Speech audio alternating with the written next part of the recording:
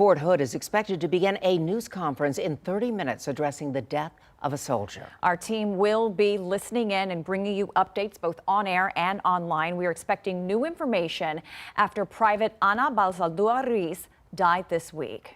The Army's investigators say no foul play was evident, but the League of United Latin American Citizens, or LULAC, is demanding answers in her death.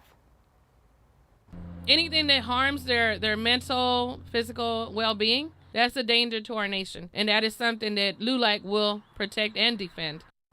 KENS 5's Audrey Castoreno explains what LULAC is pushing for. We're asking for justice. We're asking for compassion for the family of Ana Fernanda. The League of United American Citizens, or LULAC, demanding transparency Friday in the investigation into the circumstances surrounding the March 13th death of 21-year-old Army Private Ana Balsaldua Ruiz, and questioning the Army Criminal Investigation Division's statement made on her recent death. For the Army to say no foul play presumes facts that have not yet been brought forth. For the Army to say no foul play would also indicate a tone deafness to the concerns of the father and the mother of Ana Fernanda Balsaldua Ruiz, who stated that she had been the target of alleged sexual harassment. LULAC wants those facts looked into, those statements reviewed, and we want it done by an outside entity. Today, LULAC sending a letter formally requesting the FBI consider opening its own investigation into the Army private's death, as required under the Vanessa Guillen Act that was signed into law in 2021. So Ana Fernanda, may she rest in glory, and we're going to be here and we're going to seek every level of accountability and until we find out the whole truth and nothing but the truth. LULAC alluding to statements Balsaldua Ruiz's family made that the Army is investigating the private's death as a suicide and that she was allegedly the victim of continuous sexual harassment on base.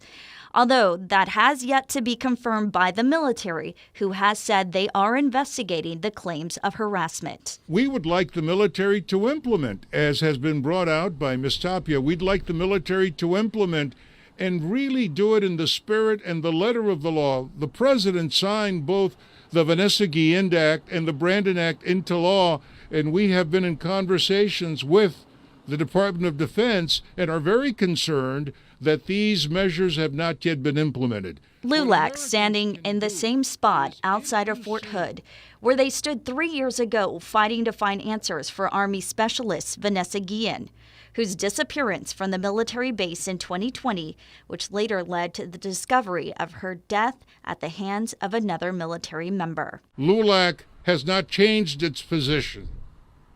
The safety of our service members is a requirement within the ranks if they continue to want to recruit our young men and women, our sons and daughters, our husbands and wives, and our loved ones. So that is a statement that we want to reiterate again today on the same spot. LULAC promising to continue to push for answers until the truth is brought to light. Our service members is our one of our biggest and most valuable treasures, and anything that harms them harms us.